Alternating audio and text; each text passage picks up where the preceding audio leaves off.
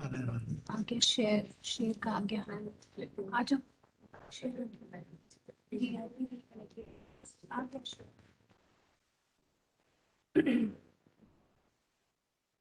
चलो thanks sorry ठीक है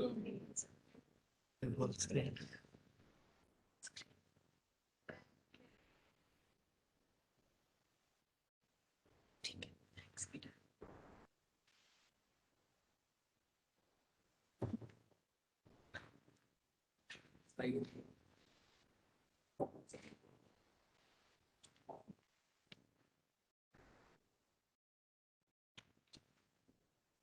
पॉइंटर है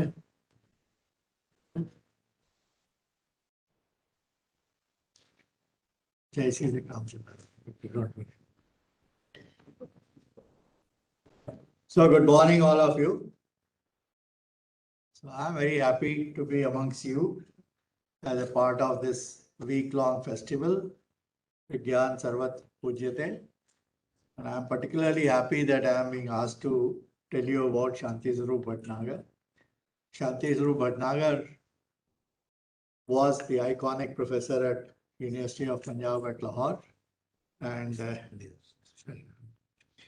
he was the iconic professor at the University of Punjab at Lahore. And his life tells us how it is the university professors who thought of what should happen in independent India. So whatever has happened in the last 75 years in India as regards the science and technology and using the science and technology for the development of India, it was all conceived by university professors. Indian politicians were doing whatever they were doing, but the agenda is set by the university teachers. British had commenced, East India Company had commenced regulating the education in India after the East India Company annexed Punjab in 1849. So they started to regulate education from 1854 onwards. So what they wanted to do was to source out young people to help them to administer India. But the young people of India had a different agenda. They want a participation in the governance of India and participation in the development of their own people. So Shanti is through Bhatnagar's story, through that you will come to know how all happened and the way it happened. So the story should be told in the place of Shanti Swarup Bhatnagar, namely the Punjab University at Lahore and also the Punjab University at Chandigarh. Even there, his agenda was also set by the same set of professors. What Pakistan has done is not very different from what India has done. It is because everything was planned few years before the Indian independence. And I'm going to make you aware of this story today. It's not moving.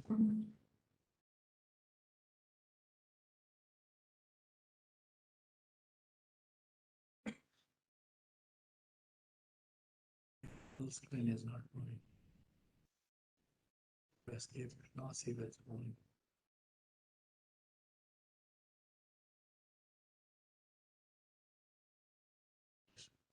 It's moving? Yes. Okay, so let me start by showing you. Okay, there is Bhatnagar with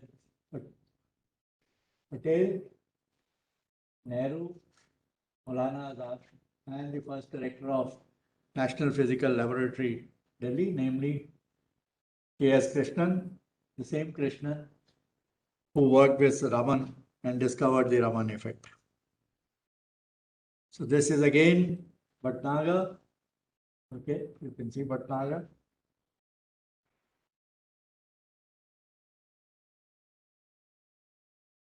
Bhatnagar with Maulana Azad and Nehru.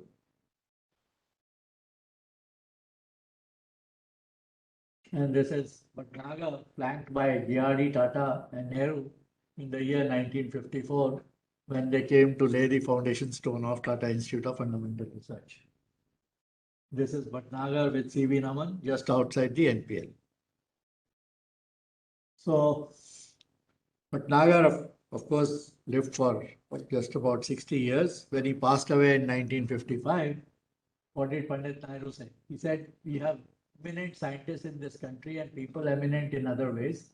But Bhatnagar was a very special combination of many things. Added to it was a tremendous energy and an enthusiasm to achieve things.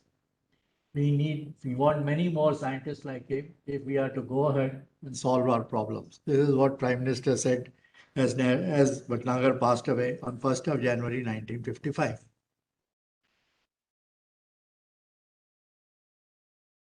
And Bhabha, who could build India's atomic energy program primarily because Bhatnagar was behind him. People give the credit to Nehru, but before Nehru came into the picture, it was Bhatnagar who made everything possible for Bhabha. And Bhabha said that science is today an integral part of modern civilization, and it is Bhatnagar's outstanding achievement that in a short period of few years that he conceived and built in India a chain of magnificent national laboratories.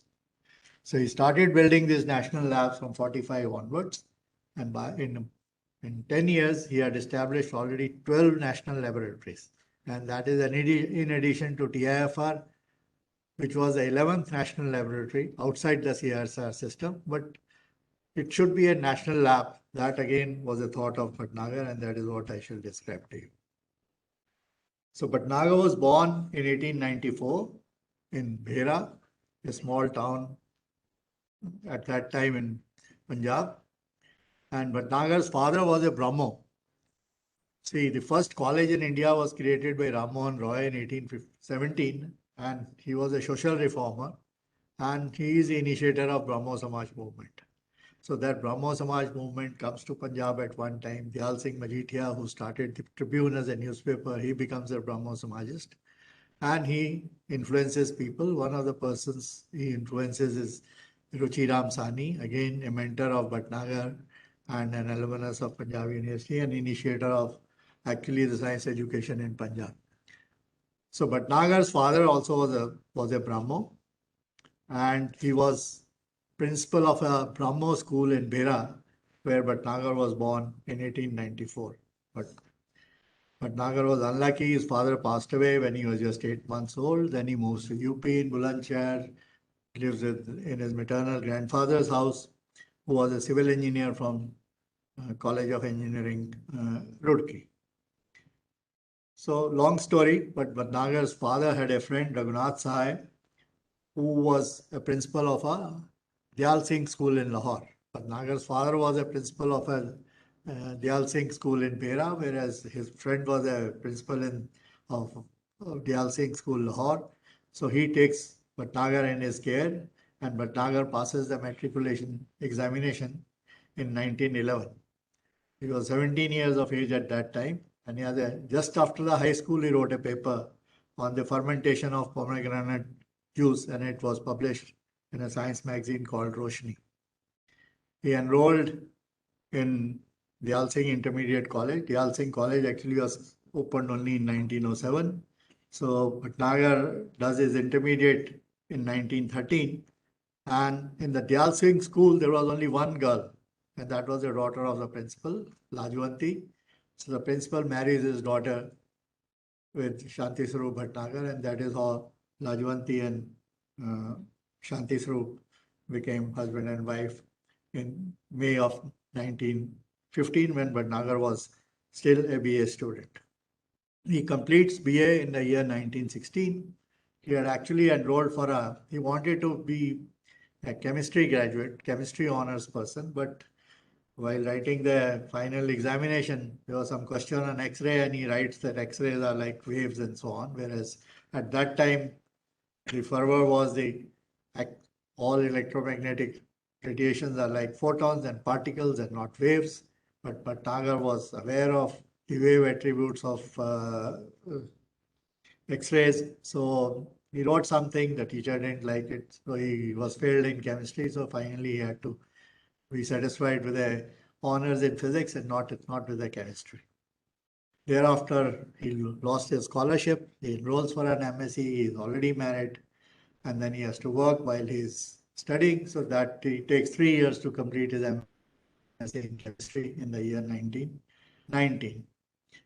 So during this master's days, this is a period of First World War, and in this period during the period of First World War, lots of things were not coming into Europe. One of the things that was not coming was something which was used in the printing presses. So Bhatnagar provides substitution for German gelatin duplicating pads, and these pads were necessary for printing the exam papers.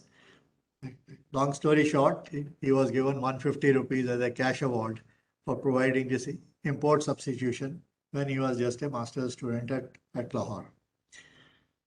He also wrote two scientific papers as a student at Lahore, and he proposed that how to heat molasses under pressure to get carbon, and carbon was needed for the carbon electrodes, which were a part of the batteries.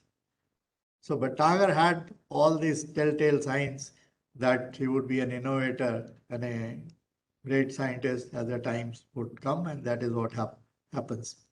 So after completing his MSc, Ruchiram Sahni, who was also a Brahmo and was the first science teacher at Government College Lahore, Dayal Singh Majithia was gone in 1898. He had set up the Tribune, and he was the grandson of a general of Ranjit Singh, so he had a lot of money. He was one of the biggest landlords in Lahore. So a trust was created, and that trust used to finance good students to go abroad for studies. So Bhatnagar, Ruchiram Sahni arranges a traveling fellowship for Bhatnagar to go to America.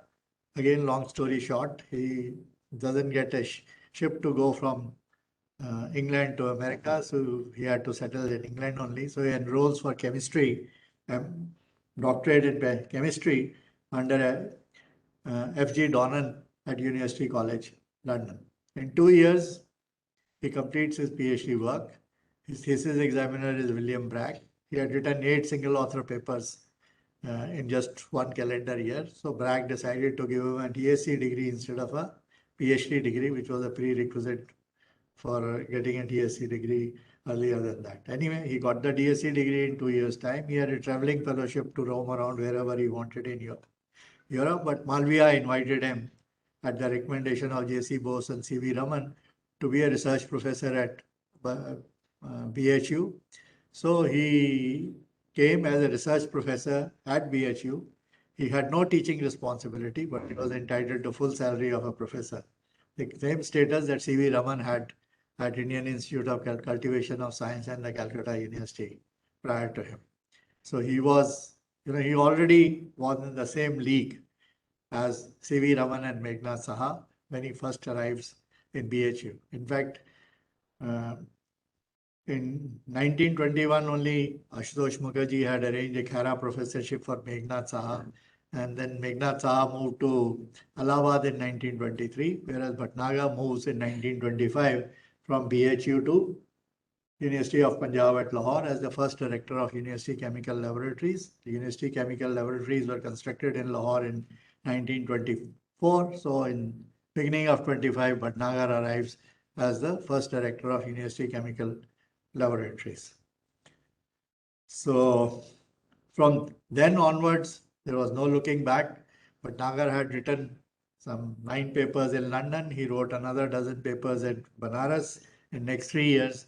And in the first year at Lahore, he wrote 8 papers in the year 1926. This is the kind of productivity and this is the kind of genius that Bhatnagar was. Of course, as I told you, he has equally good in physics and chemistry. His research interest, of course, included emulsions, colloids, industrial chemistry, magnetochemistry, and so on and so forth. In the year 1928, when he was pursuing magnetochemistry, they found he designs the world's most sensitive magnetometer at Lahore. That was just a variation of an instrument that the Adam Hilger and company used to sell as an interferometer. So he converts that interferometer to measure magnetic susceptibility, and that becomes the most sensitive magnetometer of his times in Lahore, and that instrument was patented by Bhatnagar and Mathur, and it was sold worldwide by the Adam Hilger and Company. And Bhatnagar was also a consultant to all the industrialists.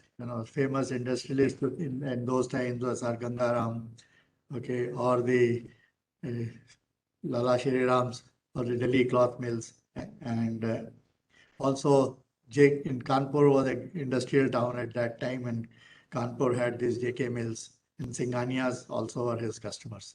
He was also a consultant to the Tata oil mills in Bombay.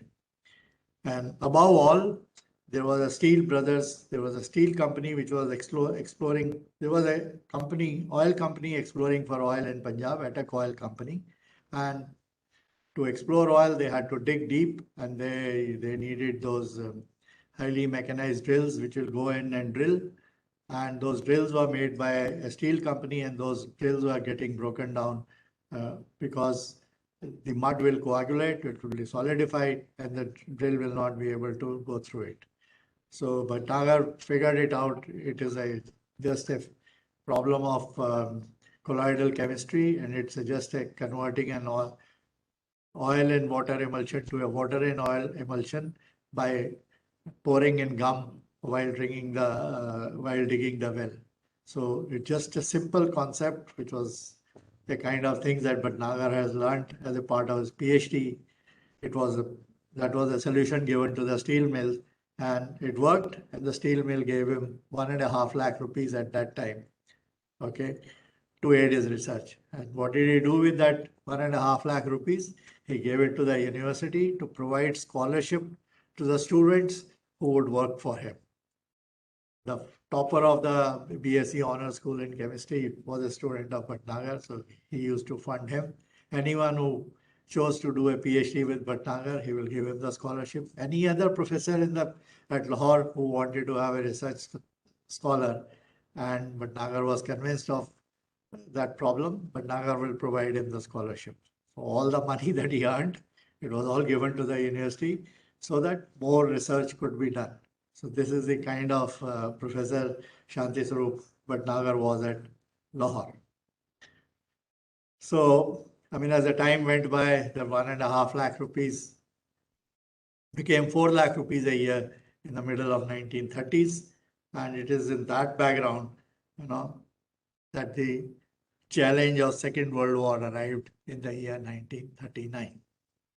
So this is the photograph of this instrument that Bhatnagar had patented, which was sold worldwide by the English company. And this is the list of 9 papers that Bhatnagar wrote, which got him the DSc degree. So this coalition was created with the help of our university library only some years ago. So these are the 6 papers that Bhatnagar wrote during his first year as a professor at Lahore. 2 of them are in Nature. I mean, today, if people get a paper in Nature once in 10 years, they are happy. Bhatnagar had 2 in the year 1926. So that balance that he made for magnetic measurements, he collected so much of a data that all the data he put it in the form of a book, and that book became globally famous. And this is what was said by Acharya Praful Chandra Ray when this book was published. He said, on turning over the pages of Nature, my eyes changed across an advertisement of Macmillan's, in which I find your book at last advertised. This book is of high standard, as is indicated by the most excellent review in current science by Stoner. And Stoner was a grand old man of magnetism, highly respected guy in magnetism globally. And this is what he wrote about a book which is published at Lahore. So this is your legacy. You're sitting in Punjab University, you should be proud of the legacy of the greats of Punjab University. And Raman also praised this book. So at a university, governor of the state, okay, in 1935, he also praises Bhatnagar, okay, and he also talks about the great contribution that the steel company made to Bhatnagar's book.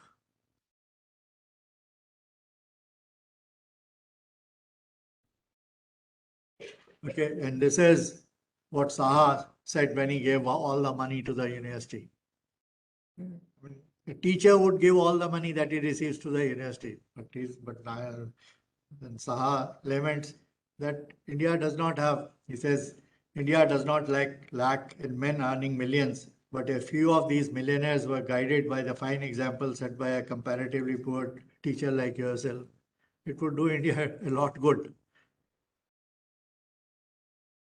So there is the Prime Minister of Punjab. Punjab had election in 1930s, 1936. Sikandar Hayat Khan became the Prime Minister of Punjab, and at a PU convocation in 1937, he says Bhatnagar's researches have deservedly earned for him and his associates an international place in the field of applied chemistry. So what all has happened in India, okay, between 1926 or 1925 when Bhatnagar came to Lahore to the start of the Second World War. So I'll just put these things here. So 1926. So Indian professors also wanted their research to be supported by the government. The British had this Council of Scientific and Industrial Research, but Bhatnagar received a CSIR scholarship in England. So all these people wanted CSIR kind of a entity in the British India as well. The British will not allow industrial research to be supported in India. But they were happy supporting agricultural research in India because agricultural research in an agricultural country would mean more income with the people and they will buy more British goods. So agricultural research is fine to be supported, but not the industrial research. So agricultural research was supported from 1926 onward, but not the industrial research. Then there is a 1930, there is a recession globally. And again, there is no money to support research. 1930, Raman got the Nobel Prize. Raman tried to put pressure on the British that they should support the research. So Raman and J.C. Ghosh incidentally was a contemporary of Bhatnagar, who did PhD with the same professor in London as Bhatnagar. They all put pressure on the British that they should support industrial research, but they won't do it. Viceroy Lord Wellington in 1934, rejected all their appeals and discounted the need to create a Department of Scientific and Industrial Research. 1934, Raman moves from Calcutta to Indian Institute of Science as a director. He creates a science academy in Bangalore. There was already a science academy created by Saha in Allahabad. INSA in some form got created in Calcutta in 1934 as well. So this is a kind of a situation. There were many scientists working in different universities of India. Most of them were trained in Calcutta. A few of them were trained in Lahore. But India had a handful of professors working in handful of universities by the time the Second World War came. So when the war came and now when the England is being bombed, their factories are being bombed, their research centers are being bombed. It is at that time they thought, okay, the center of research should be shifted from Europe to India. So they think of think of supporting the scientific and industrial research in India. It is in that background the Viceroy had visited Lahore in 1938. A cabinet member of the Viceroy's Council, he visited Lahore in 1939 in December and informed Bhatnagar that the government is going to take over his lab for the military research, and Bhatnagar has to move from Lahore to Calcutta and create this Council of Scientific and Industrial Research. So on 1st of April 1940, Bhatnagar moves from Lahore to Calcutta. His research lab becomes the first defense lab of the research lab of the country. And what does Bhatnagar do after going to Calcutta? He got only 5 lakh rupees for supporting research in the universities. Even that 5 lakh rupees he distributes amongst his fellow scientists, C.V. Raman, Saha, Mitra, J.C. Ghosh. They are invited to serve on the Board of Scientific and Industrial Research, and they start doing research which would be of some use to the British in their campaign for war in the Europe. So this is how the scientific and industrial research came into being supported in India from 1940 onwards. So in 1941 itself, Bhatnagar realizes that the lab in which he was set up few things in Calcutta that was inadequate, and he proposes the creation of National Physical Laboratory as well as a National Chemical Laboratory. He wanted the National Physical Laboratory to come up in Delhi, and the National Chemical Laboratory, the House of Tatas wanted it in Pune. So that is how these places were chosen. For physics, it would be NPL Delhi, and for chemistry, it will be NCL Pune. So again, this is just some few quotations. The governor of Punjab on 13th of April 1940 said, the great demand for industrial products created by the war will be the direct incentive to the existing industries, while the difficulty of obtaining many of the articles we are importing before will stimulate the search for substitutes or ways and means of producing them here. So I have termed this as a, it's like a contemporary made in India call, which is being made today also. The first call that things should be made in India is 1940, and that is at the start of the Second World War. This is again the governor. He says central government has set up a board of scientific and industrial research in which scientists and industrialists of the countries have agreed to serve. So I call this as an academia industry partnership, which is as old as 1940. Okay, so what are the centers of science and technology in India? I just provided a list. This PPT will be there for you to look at it later. So you can see these are the kind of centers that are there, and these are the kinds of people who are distributed in India. There are 4 in Bangalore, 3 in Calcutta, 1 in Delhi, 1 in Lahore, 1 in Lal. These are the prominent people. There are more.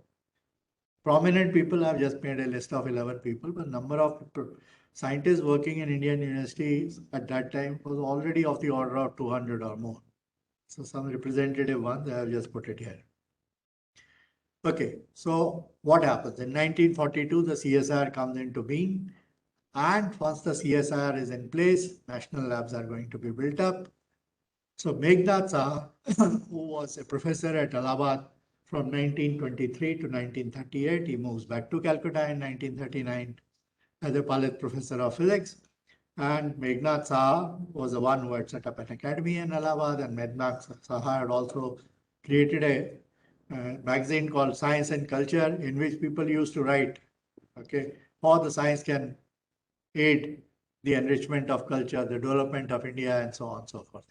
So Meghnad Saha in 43 proposed that the Indian scientists should get together and they should evolve a plan as to how the nation can be developed after the Second World War. You know, independence of India is still far away. Okay, it's not clear when and how it will happen, but war would end. That had become clear to them by the end of 43. The war would ultimately end, and so something must be done to see that the India is to be developed. So all these scientists, they get together in September of 1943 in Calcutta, and you can see these names put in there. Agarkar, Soki, Bhatnagar, Mitra, J.N. Mukherjee, Mahalanobis, D.M. Bose, Sen, Guha, Subramaniam, Bhabha. They all discuss how, and they make a plan. And now this plan is conceived by the Indian teachers, so it needs an endorsement by a British. Only then the colonial government will accept it. So Saha comes up with a strategic thought that let's invite the Secretary of the Royal Society London, who was A.V. Hill, who was a mathematician turned physiologist, who was a Nobel laureate, and he was known to have many very liberal views. He was also a independent member of the parliament from the Cambridge city. So Bhatnagar was asked to convince A.V. Hill to come to India to listen to the Indian scientists and endorse the plan that they had got. So, okay, so before that, this is Bhatnagar specific. On September 8, 1943, what Bhatnagar said. So he says it is abundantly clear that scientific and industrial research will have to be subsidized and encouraged both by the state and the people on a very large scale. Okay.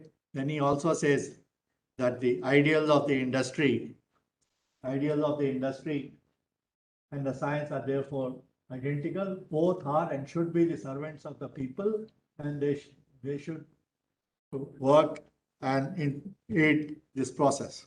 So, Bhatnagar had very clear idea as to what should the academics do, what should the industrialists do, and how and what is the kind of a spirit that they must display while they work for the development of India.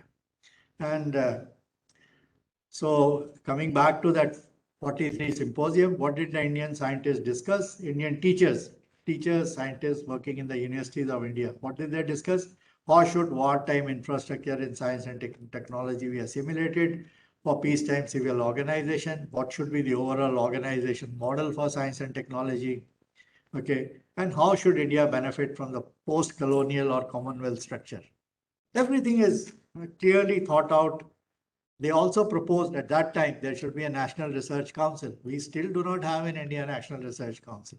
The last 2 years after the NEP and all this news, science and technology came in, there is still a talk. We should have a National Science Foundation or National Research Council which combines everything that happens on behalf of science and technology, but it still not happened. But the first proposal was made as early as 1943. So anyway, so this is Bhatnagar's address to the 43 symposium, and Bhatnagar has talked of everything, food production, fuel and power, shipbuilding and automobile, chemical industries, banking. Without finance, how will you do anything? So there has to be a financial model for all these things. So here is a university teacher, a chemist, a scientist, but look at the range of things that he is thinking and talking as early as 1943. Politicians are not there as yet. Politicians will come in later.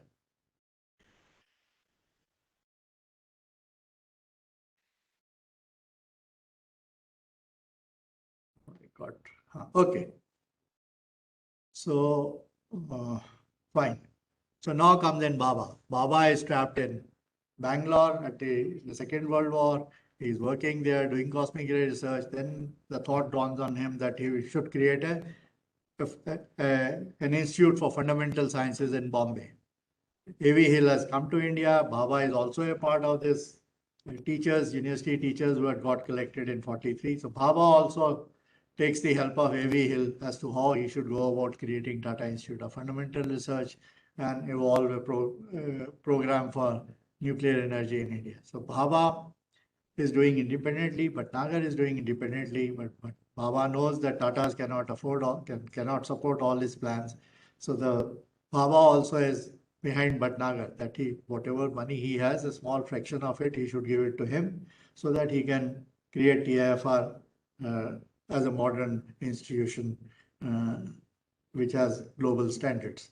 So, but Baba's first letter, which was written to the chairman of the Dorabji Tata Trust, A.V. Hill figures 4 times, but Nagar figure also figures in that, and how Baba will implement all his plans with the help of Bhatnagar.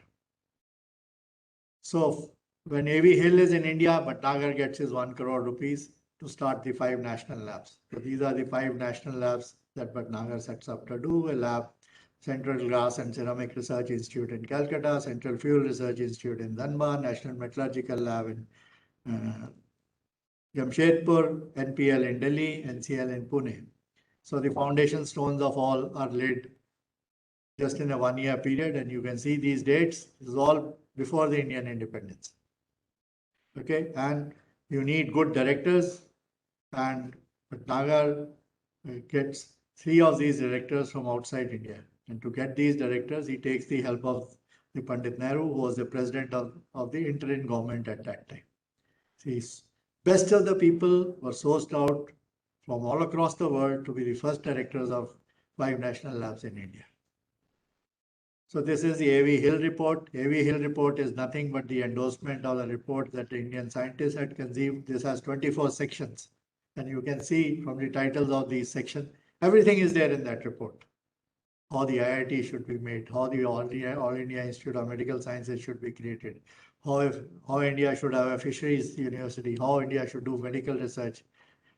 Everything that has happened in India in the last 75 years, it is all there in the form of scientific research in India called A.V. Hill report, but actually A.V. Hill report is nothing but is just reiterating what the teachers at the universities of India had told him. And A.V. Hill says it, confesses it himself on October 29, 1944. He says, I threw myself a good deal on Shanti's shoulder while in India, and Shanti carried the burden around the country. It was due to his energy, skill, and knowledge, and his great influence with his colleagues, with industry and the government, that it had been possible to get so many things done. It says disaster lies ahead if India's industrial development and national welfare are not immediately attended to. So this is Bhatnagar's great contribution for you prior to the Indian independence. This is Bhatnagar and Saha took a delegation again at the recommendation of A.V. Hill in 1945 to Caltech, and they have gone to meet none other than Robert Millikan. Millikan, Nobel laureate, E by M ratio, all school students do that example, electron charge to mass ratio. It is the same Millikan. Millikan had come to India in 1939, and Indian scientists went on to a tour of America to see how America has developed with the help of science and technology, how American universities have aided the development of America. So all this is arranged by A.V. Hill for the Indian scientists, and Saha and Bhatnagar lead this delegation to America. Okay, so we have, much talk of education plans in India. The first education plan of India was 1854, that is the Woods Dispatch. The second education plan of India was Sargent Plan, 1944. Sargent was an educational advisor to the British government, but Naga was a member of the Sargent Committee. And the Sargent Committee has told everything, how school education is to be organized, how university education is to be organized, what should be the role of primary schools, what should be the, why vernacular education is important, why teaching science in the mother tongue is important. All this is there in Sargent report. Who was a Sargent? He's an Englishman who was an educational advisor to the British government, but Naga was a member of his team which wrote this Sargent Committee report. Very detailed report. Everything is there in it. Sargent plan. You can read it later on. Okay, so now what happens? 45 onwards. Sargent plan is there. A.V. Hill report is there. So 45 onwards, what starts to happen? Baba starts TIFR. CSR forms an atomic research committee as soon as the two bombs are dropped in Hiroshima and Nagasaki. In 45 itself, there is an All India Council of Technical Education. 45, 46, all foundation stones of all national labs are put in. Nalini Ranjan Sarkar Committee submits a proposal as to how to create IITs in India. 47, independence happens. Sargent was the education secretary, but within few weeks, Bhatnagar is appointed the first secretary of higher education. 11 days after the Indian independence, on 26th of August 1947, Board of Research in Atomic Energy is created as a separate entity in the CSIR system. So CSIR, which was looking after everything, defense research, industrial research, atomic energy research, now creates a separate entity to look after the atomic research. 1948, Education Commission is appointed. Radhakrishnan is the chairman of this thing. India becomes republic. Okay, and in 1953, Bhatnagar is appointed the first chairman of UGC. So what does the Bhatnagar? So this is Nalini Ranjan Sarkar Committee's report for you. You can read about it later. It had said it requires 3 crore rupees to set up an IIT. So 3 crore rupees of 1946 is 800 crore rupees of today or 600 crore rupees of today to create an IIT. Numbers are the same. It gives all the IITs should be financially viable. Our IITs did not become financially viable because we did not follow that report fully. Now we are trying to make IITs financially viable. At least, okay, Sarkar has created the IIT. Sarkar pays for the salaries of the teachers. But the maintenance of the IIT should be paid by the beneficiaries of the IIT system. At least the students must pay some minimum amount of fees so that the place can be maintained. Okay, so IIT fees is considered high today, but it's not all that high because somebody has to maintain this thing. Even Punjab Engineering College now charges 1,30,000 rupees every year, like UIT charges 1 lakh rupees every year. So, but all these plans were already there. The politicians have just slowly accepted them, sometimes implemented it properly, sometimes took time to implement them properly. So what did Bhatnagar do as a chairman? First thing that Bhatnagar did as a chairman of UGC is to increase the salaries of university teachers by 25%. And why does it do it? Because Radhakrishnan said university teachers should be helped to live in comfort if a teacher is to devote to teaching, learning and research. So why is Bhatnagar able to do it? Because teachers in Lahore were paid the maximum in India, and the salaries in Lahore were increased by 25% by enhancing the examination fee by 15%. See, universities were not being supported by the British. Today, a little bit the universities are supported by the state, but at that time nobody was supporting the university. It is only the examination fees of the students which ran the universities. So I got it from the calendar of Punjab University 1946-47. To meet the increased cost of revision of salary grades of teachers and supporting staff, the fees of the examination has been increased by 15%. This was the only way to do it. So, okay, so now let me just quickly go through how Bhatnagar helped Bhabha. Okay, so this is Bhabha's letter to Gaurav Tata Trust on 12th of March 1944. And this is actually from the bulletin board of the TIFR archives. This was put up in 2012. So in first year, contribution of CSR to TIFR was only 10,000 rupees. 10,000 from CSR. But in next year, it becomes 75,000 rupees. And Bhatnagar is made a member of the board of TIFR, governing council of TIFR. So next year, it is further increased. Next year, it is whatever TIFR needs, Bhabha goes and tells Bhatnagar, and Bhatnagar quietly gives it to him. Students need a hostel. There is no building, but there is some junk barrack is there that can be sort of refurbished and students can be accommodated there. So for that, some ad hoc money is needed. Bhabha tells Bhatnagar, Bhatnagar gives it to him from CSIR. So all this continues, okay, till the year 1953, okay. At that time, there is a Bhabha's communication to Nehru, okay. So that he says, and Bhatnagar has said on 23rd April, that commission noted that it had recognized TIFR as the only laboratory of the Commission for Fundamental Research in Atomic Science. TIFR was started as a registered society. It's like an NGO. It is outside the government system. But Bhatnagar takes the initiative that Sarkar will not set up a lab parallel to TIFR. And atomic energy will treat TIFR as a special aided institution for all time to come. And TIFR will be like a national institute or a national lab, like the other CSIR national labs were. So all this is Bhatnagar. This is Bhatnagar and Bhabha having breakfast together in Bombay with PMS Blackett. This is again Bhatnagar and Bhabha. How many of you have seen this Rocket Boy serial? In that there is a character, cigarette smoking character, fictitious character, Mathur. You can see that cigarette smoking guy in this picture, and that is that character.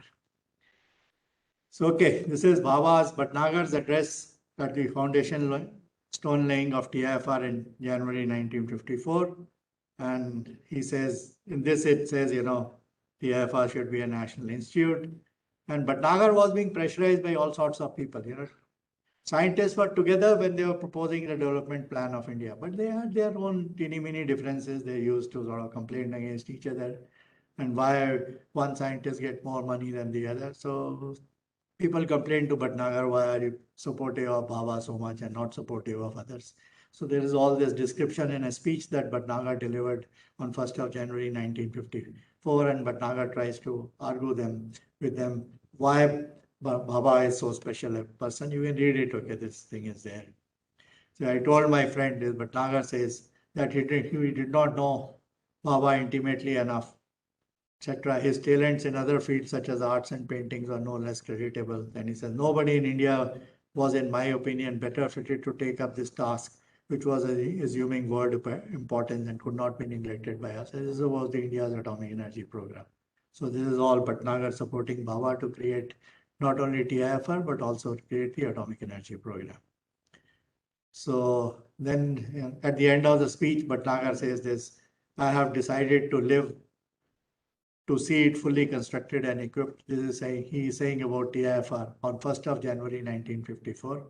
But unfortunately, he passed away on 1st of January 1955 and he could not see the TIFR the way it evolved. So this is Bhatnagar giving the speech on 1st of January 1954. You can see on the dais there is Bhabha, there is Nehru, there is Morarji Desai, there is J.R.D. Tata.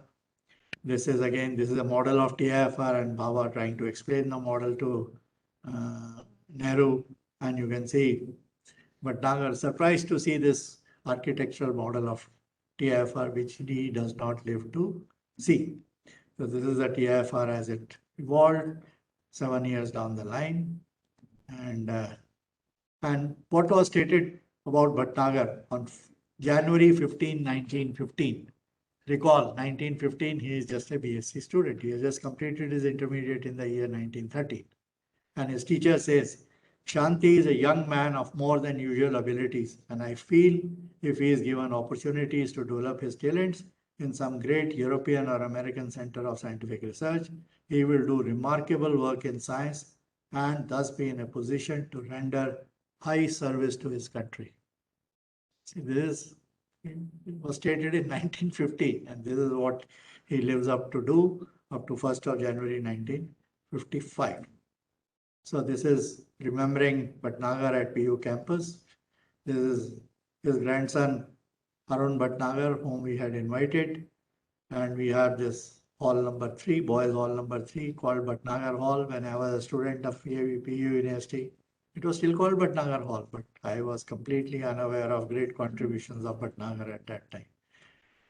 So in order to educate the younger generations at Punjab University campus, you can see this was affixed at the entrance of the Bhatnagar Hall so that you can all go and read about it, okay, and take pride that a student of this university was a truly Bharat Ratna. Bhatnagar did not get Bhatnagar Bharat Ratna because Padma Shri and Bharat Ratna prizes were instituted only in the year 1954. So in 1954, who got the Bharat Ratna? It was C.V. Raman who got the Bharat Ratna. When it came to Padma Vibhushan, it went to S.N. Bose. So people like Bhatnagar, Bhabha, they were all in Padma Bhushan categories. Okay, and of course, Bhatnagar passed away before the next 26th January came. So the highest award given to him remained the Padma Bhushan. Bhabha, of course, went on to get the Padma Vibhushan. He also died suddenly on January of 24, 1966. So he also did not become Bharat Ratna. But of course, C.N.R. Rao later on went on to be the Bharat Ratna.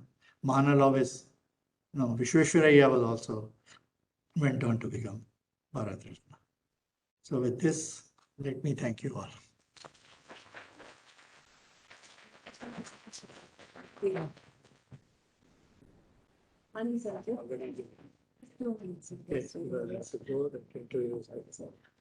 you, sir. May I now request Professor Jagdish Singh, Professor Jagtar, Dr. Vivir Singh, and Dr. Jaspreet Kaur to kindly join us on the stage, please.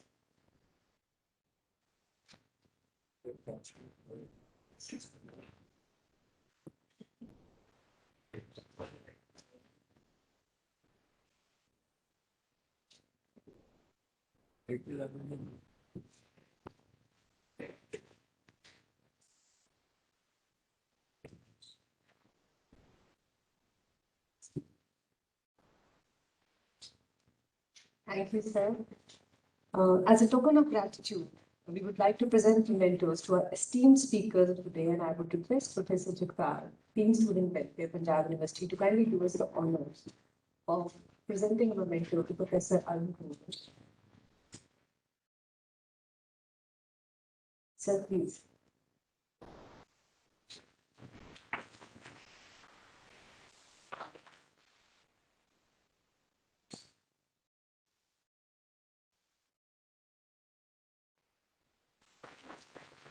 With the request Dr. Durga, the name kindly honor Dr. Jagdeep.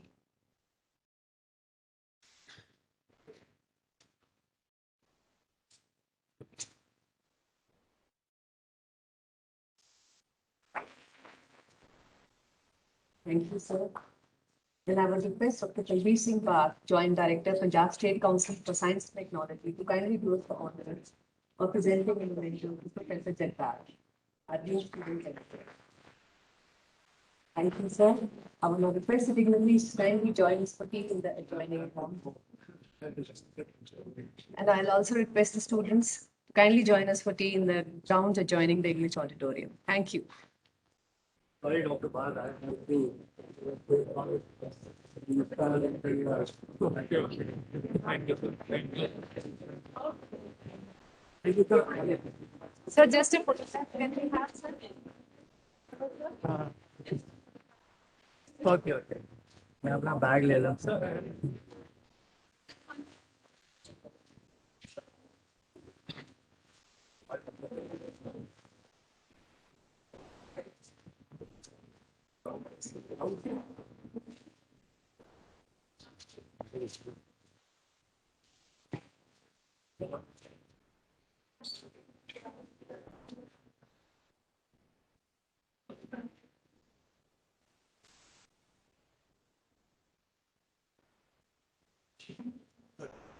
Sorry Thank you so much.